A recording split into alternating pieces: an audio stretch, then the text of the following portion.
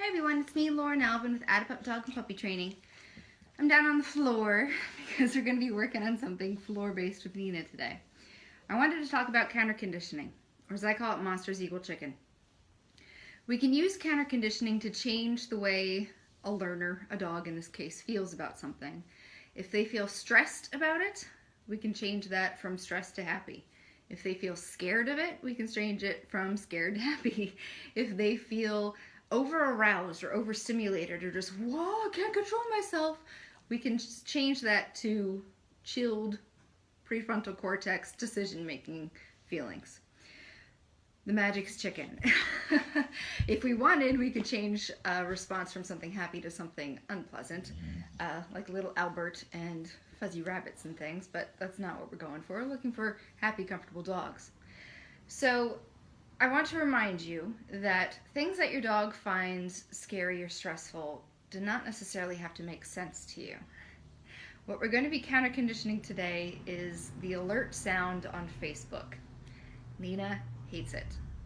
If I forget to mute my computer and I'm putzing around on the computer and she's in the room and I get an alert or someone sends me a message, she will put her head down, pin her ears back, she looks out of the corners of her eyes so the whites of her eyes are showing, and she creeps out of the room licking her lips. I don't know why she hates it. She'll do this if it's at all audible, to me at least. If the volume is very low, then she'll look up and lick her lips and kind of be like that, and I say, it's okay, and then she'll be like, okay, for a while. But if it's moderate to loud, then she'll get up and leave. I've told, if you follow me on Instagram, you know that she's been more sensitive to sounds in the last couple years. And normally it sounds outside, sound systems, cars backfiring, trucks, things like that. So I don't know where this came from, but here it is. The fewer stressors she has in her life, the better off everyone is. The less likely she'll be to reach threshold with other stressors like trucks and things on walks. But she deserves to feel safe in her house just as much as anyone else. And if this is something that's freaking her out and it's something that I do my best to prevent but sometimes happens, then I'm going to help her change the way she feels about it.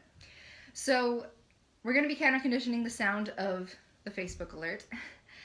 The trick here is not to just set off the sound, top volume, and throw chicken at her, or just turn it on and expect her to get used to it. That would be flooding.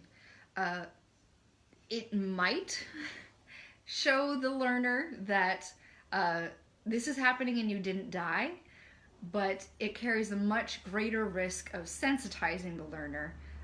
It's just not humane, it's not the best practices, and it's not what we do. If you know someone who's terrified of spiders, and you go, okay, I'm going to cure you of your fear of spiders, I'm going to shut you in a dark closet filled with spiders, and I'm only going to let you out if you stop screaming.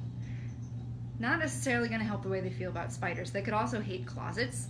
They could hate the sounds of closet doors opening. They could hate the house they were in. They could hate houses that look like the house they were in. They could hate you. They could hate dark spaces or closed spaces or all sorts of other things. We don't want to just suppress the outward behavior. We want to change the neurochemical physiological response to something that stresses them out, which is what we're going to be doing. So counterconditioning uses classical conditioning, Pavlov's dogs. It's an involuntary response to a stimulus that's created through repetition. So Pavlov's dog started drooling eventually after hearing Belle getting their food, and oh boy, it's food time. They weren't deciding to drool, and along with drooling came increased heart rate and happy hormones and wagging tail and looking at the door and oh boy, it's food time, and all the other responses, physiological responses that come along with expecting food. So we can use that to create associations. We can also use it to change associations. Monsters equal chicken means low-level monsters, just enough for the learner to go, is that a monster? Equals chicken. If we go at their pace and make sure they're comfortable throughout the entire process, then we can up the intensity of the monster to the point where, you know, whatever it is you need them to do with it. I don't think she needs to sit in a stadium and have the Facebook alert sound blasted at like 300 decibels at her. But for her to be able to sit in the living room and it goes off and she's just like, whatever, that's a fine goal for me. So I have created a 20-minute long video of the Facebook alert sound over and over again at mostly random intervals. It's not that fancy. If your dog's afraid of it, let me know and I'll share the link. It's not listed on my YouTube page because I just made it for me and Nina. But I'm going to set that off. I'm going to turn it on, and I've got a bowl of chicken ready back there. I'm going to make monsters equal chicken. I have it turned to, I'm going to turn it down a little bit because I have it at like 75% volume. I want to find an intensity where she's aware of it, but she's not freaking out. She doesn't full out freak out with this. She's not, you know, barking and screaming and lunging and tearing the computer apart. But I want to find the threshold for her going, what's that? Equals chicken. I don't want her to be stressed out about it. When a learner is stressed, it inhibits learning. So we want to make sure that she feels good through this the entire time. All right, everybody. I'm going to turn on the video. Get your chicken out. I got her blanket out to help her be comfy. And I'll try and narrate her body language the best I can, but maybe I can get her facing the camera. You'll be able to see her. And we'll see if the mic will pick up the sounds. Because like I said, I'm not going to turn it up super high. But the timing here is stimulus, chicken, both stop. So it's going to go bing, she's going to go, what's that? I go chicken. And when the binging stops, which should be pretty instant, I'll take the chicken away. I want monsters to equal chicken. Oof, you slapped me with your ear. The chicken isn't just there to help her through the monster, although, you know, if it were an emergency, I'd do that. The monster means chicken is coming. You ready, baby? You get your goods. So I don't care if she's sitting or laying down. This isn't about obedience. Down. I just want to give her a comfy place to be. Here we go. So she's not rubbing the chicken out of my hands. And I'm going to turn on the video. Turn it down a bit.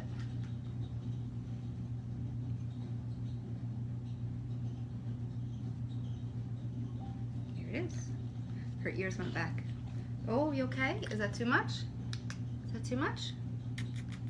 Good girl. I'm going to turn down the volume for the next one. Good girl. There's another one. That's too much. You all right? You don't need to get to eat the bowl. No, you don't. Good girl. 3 in a row. This might be too intense right now. I'm going to see how she does. She's looking for it. Some stress licks. Good girl. There's one.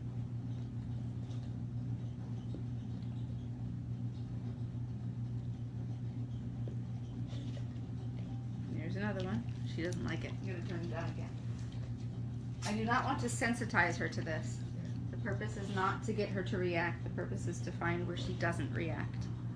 There's another one. You okay? We'll come over here.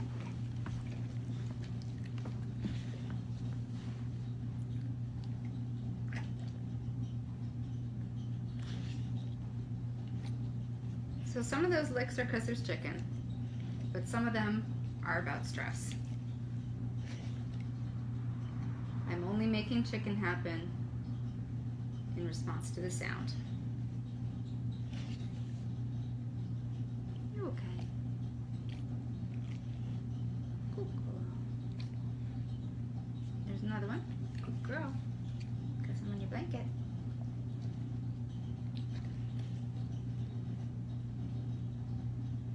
There's another one. Good girl. So if this were a dog across the street, or a man with a beard, we would probably be using distance rather than volume.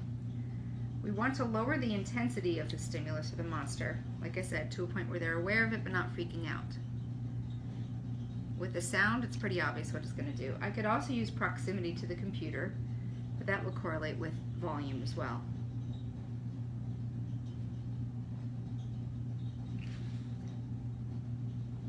There's another one. I'm going to turn it up 2 notches. Good girl.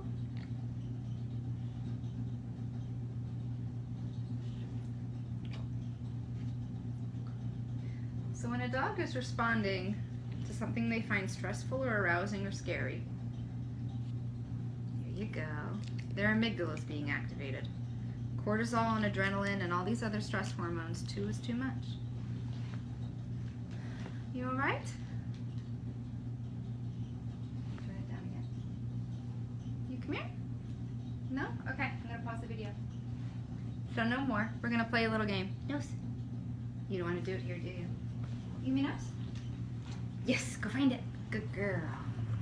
Ready? Nose. Yes. Go find it. Good girl. When they're stressed out, they're not making decisions. Yes, go find it. Their reptile brain is taking over. Yes, go find it. When we're counter conditioning purely, never totally pure because operant stuff is going on all the time, but when we're dealing with just counter conditioning, monsters equal chicken. Yes. I just want to change her reptile brain's response. And if her reptile brain, yes, is going panic, panic, panic, it's not conducive to searching out, yes, and eating treats. So if I can get her eating, that means I'm overriding the reptile panic, yes, and putting her into food mode, which means a lot of things. It means good feelings and good responses and, you know, happy hormones flushing over the brain, yes. But it also means that we're engaging your non-reptile brain, yes. If your sympathetic nervous system is activated, if you're in fight or flight panic mode, then all interest, yes, in food turns off. Which is why, find it. Which is why if your dog is really freaking out about something, or if, they're reacting to dogs across the street and you're like, he won't even take treats, it's because they're over threshold. It's because they've already activated their sympathetic nervous system and they're freaking out. They can't take treats because their brain is going wah, wah, wah. So we're trying to preempt that, yes, by making the food happen, and then we turn that, yes, into the default response rather than panic.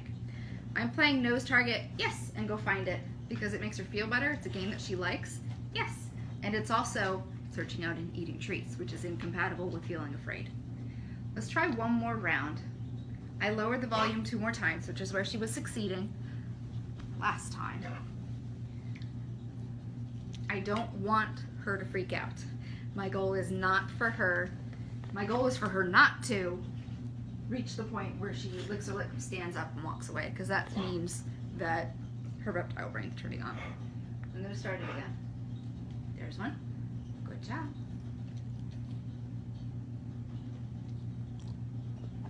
There's one. Good girl.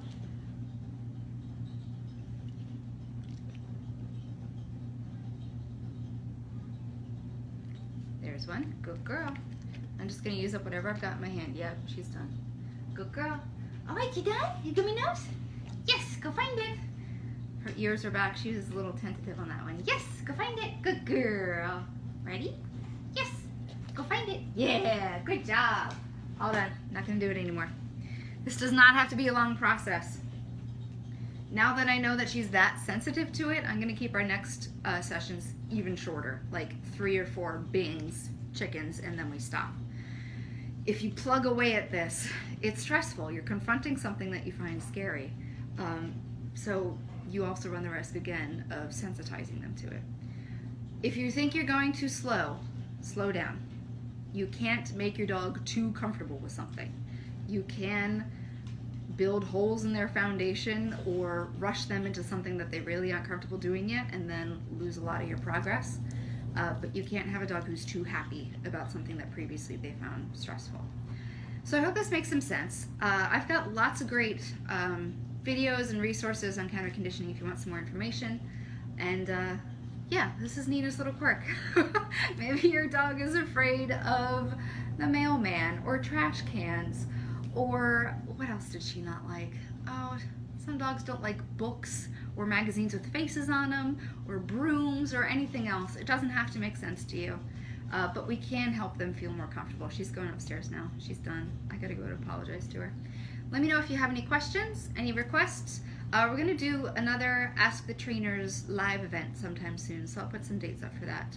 Games night, this Saturday, the 14th, I'm gonna be in Frederick at Trendsetter Treats for a Howl at the Moon event. I'll post it on Facebook again. It'll be a lot of fun. I'm gonna do Be a Tree for kids and adults, and games, and there's all sorts of stuff going on. 27th is games night at the training center, and 28th is the dog costume parade, Hagerstown Dog Costume Parade. I'll put info of that on the site as well. It's put on by Parks and Rec. Take care. You're all awesome. Bye-bye.